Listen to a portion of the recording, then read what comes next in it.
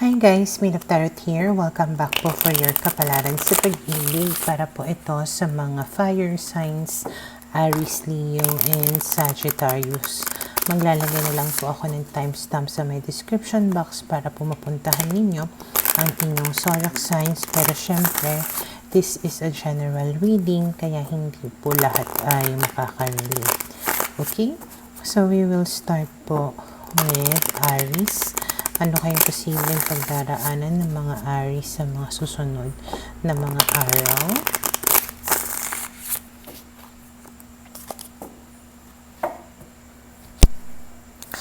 Okay, so we have here the Nine of Water, the Page of Fire, the Page of Air, and the King of Earth. Okay, if you are dealing with an air sign, meron kang kahilingan or inaasahan sa tao na ito na posibleng mangyari sa mga susunod na mga araw. Okay? Lalong-lalo na kung ang kahilingan mo na ito ay parang magseryoso siya sa'yo, mag-commit siya sa'yo, or panagutan ka niya, parang ganyan. Or pwedeng ma-engage kayo. Anything that has something to do with being serious and committed. Okay? So, if hindi kayo nag-uusap, nitong tao na to, pwedeng mag-reach out siya sa'yo and sasabihin niya na handa na siya to give what you've been asking for or waiting for. Okay? And then we have here the Three of Earth, which means nga na parang makikipag-ayos siya. Okay? Or you will both work on your relationship. And then we have here the Ace of Air.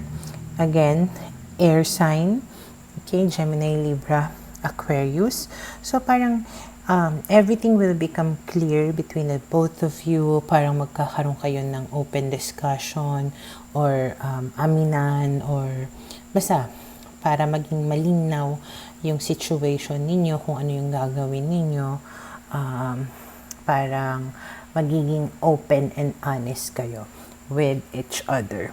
Okay, and then we have here the Three of Water. So this is a reconciliation.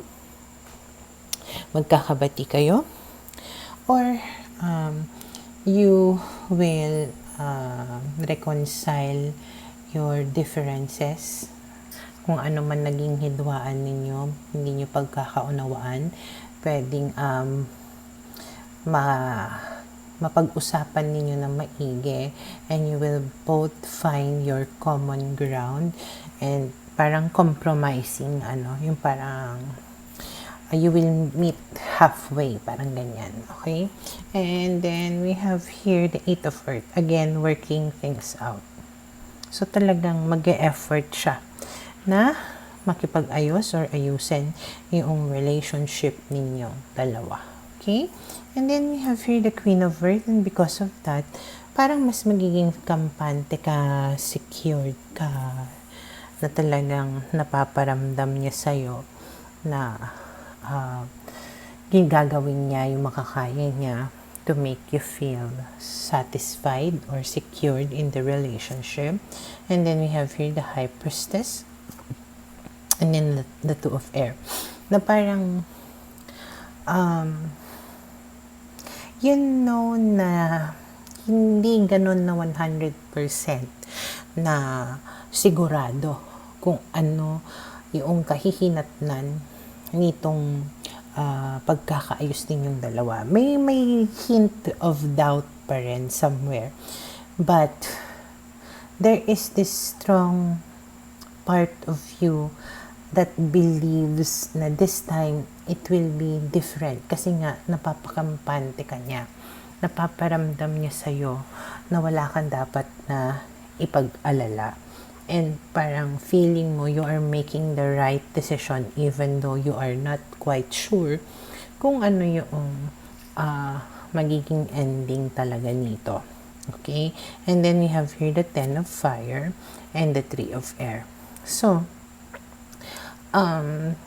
parang isa sa mga kinukonsider mo is baka mamaya magkaroon ng mga problema, magkagulo na naman, baka magkaroon ng third party situation na naman, ganon. And then we have here the messenger of fire. But you are trying to be secured here. You're trying to be confident in parang may nagkakaroon ka ng leap of faith dito na I will worry about it na lang when it happens. For now, maniniwala ako sa kanya. For now, ginagawa niya yung makakaya niya para makampante ako. Parang bahala na. Pero parang susugal ako. Since pinapakita naman niya sa akin ngayon na seryoso siya. Okay? So, for now, ito yung nakikita ko na posibleng mangyari sa mga Aries.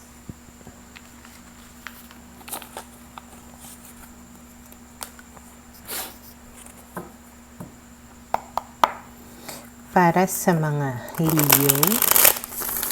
Okay, let's see. Ano kayong posibleng pagdaraanan ng mga Leo sa mga susunod na mga araw?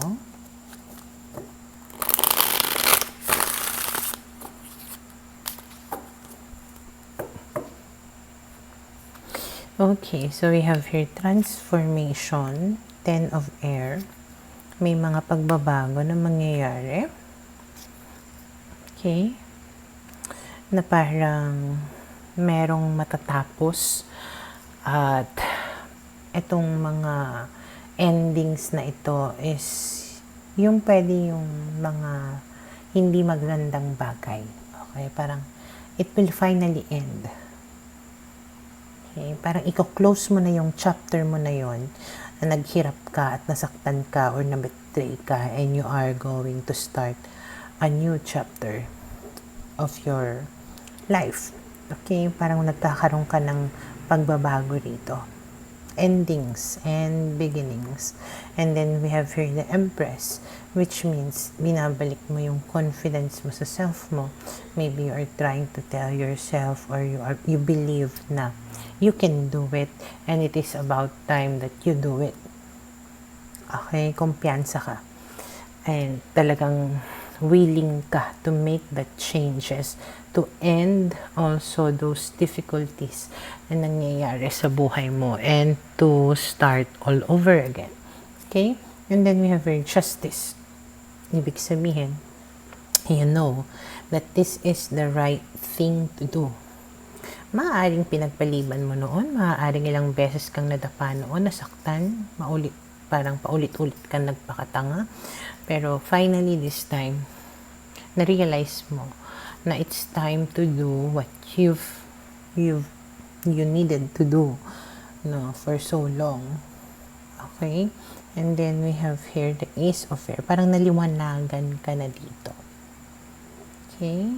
Naging malinaw sa'yo kung ano yung dapat mo na gawin. Naging malinaw sa'yo kung ano yung gusto mo, yung worth mo, yung deserve mo, ganyan. And then we have here the Sun. And because of that, parang you choose to be happy. You choose to be positive with life. Or pwedeng you will start your new life or the new chapter of your life na masaya ka. At kakalimutan mo, iiwanan mo yung mga difficulties na nangyari sa'yo. Okay? And then we have here the Tree of Fire. So this is you finally moving on. Going forward. Okay? Starting that new journey. Okay. And then we have here the High Priestess, the Seven of Air, and the Ace of Fire. So sa nakikita ko dito, parang mas nagiging wise ka na dito. Okay, you're going to be much wiser in dealing with relationships. Okay? Na kasi parang nagkaroon ka na ng trauma. Pwedeng na-betray ka na dati. And you don't want that to happen again. Kaya pwedeng magiging careful ka sa pasok sa bagong relationships. Okay? Because there's going to be parang may mga bagong relasyon or interest or tao na darating sa'yo, pero mas magiging wise ka. Okay, hindi ka kaagad magpapakarupok or hindi ka agad mafo-fall. Okay? And then we have here the 6 of water and patience. Merong makikipagbalikan sa'yo. Merong magmamakaawa sa'yo. Hihingi ng tawad sa'yo. Okay? And 10 of earth. But it will happen at a time, I think, na parang okay ka na. Secured ka na, parang masaya ka na. Parang, I think it will be too late na rin kapag bumalik itong tao na to sa'yo at nagmakaawa. Pwedeng in a relationship ka na, secured ka na, ganyan. Basta parang wala na sa'yo, wala nang effect pa na bumalik siya at humingi siya ng tawad or, you know, kasi nag-give up ka na nagbago ka na, ang dami ng pagbabago na mangyayari sa'yo before that happens. Okay? So, for now, ito yung nakikita ko na posibleng mangyari sa mga Leo.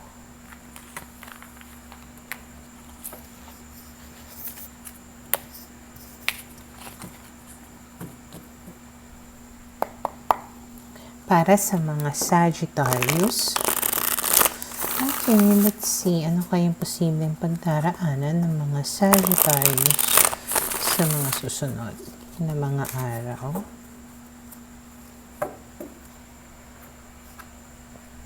King of Earth, 7 of Water, 10 of Earth, Page of Fire. Okay, kung may inaantay ka dito na mag-commit sa'yo, pwedeng maantala. Okay? Parang walang masyadong ginagawa yung tao na ito para maibigay sa'yo yung commitment na yon or yung relationship na yon or yung pagiging seryoso sa iyo or sa family ninyo. Okay, parang nagpro-procrastinate itong tao na ito. Though, we have here the Page of Fire, there's a possibility na mag-reach out pa rin or makipag-usap pa rin sa'yo itong tao na to. Okay?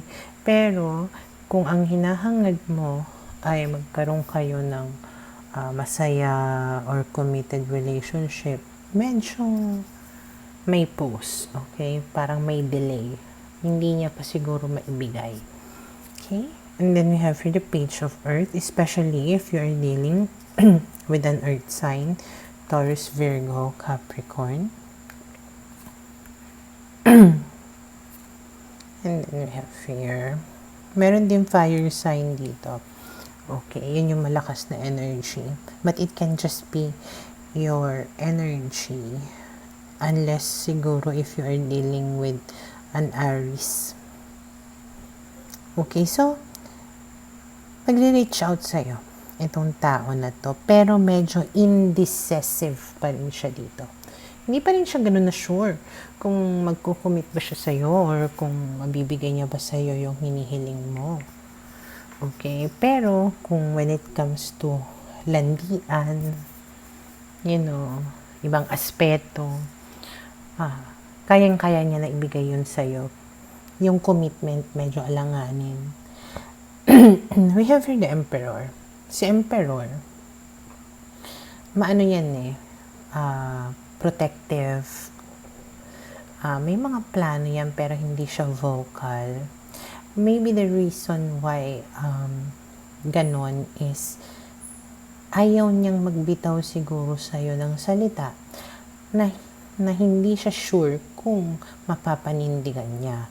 though maybe deep inside of him or her, meron naman siyang mga plans, may mga iniisip siya na gagawin with you or sa relationship ninyo, pero hindi niya pa magawa-gawa, naantala. Or pwedeng meron pa siyang ibang inaatupag, ibang priorities, or sadyang hindi lang siya makadecide, or hindi niya lang gustong mag-commit sa'yo. As of now. Okay? And then we have here the Fool, the Two of Earth, and the Four of Earth. So, ang dating is, etong person na to, pwedeng malaya siya. Hindi ko alam kung may label ba kayo or wala. Or kung ano yung status nyo. Parang naglalaro lang, hindi masyadong committed. Basta hindi deep connection. Kasi parang ang busy-busy niya. Parang ang dami-dami niyang pinaprioritize bukod sa'yo. Or pwedeng sadyang sobrang busy siya sa work niya, sa kung anong bagay, kaya hindi kanya maseryoso. And the more na hindi siya nagsiseryoso sa'yo, the more na mas nagiging clingy at obsessive ka sa kanya. Kasi syempre, hindi mo makuha-kuha sa kanya kung ano yung gusto mo eh. So, ang tendency, nagiging insecure ka. And the more that you get insecure, the more na nagiging clingy, obsessive, possessive ka sa kanya. At siya naman, kumakawala doon. Kasi nga, hindi pa siya ready to commit to you or ayaw niya sadyang mag-commit sa'yo. Okay? And then we have here the Ace of Water, the Six of Earth. But,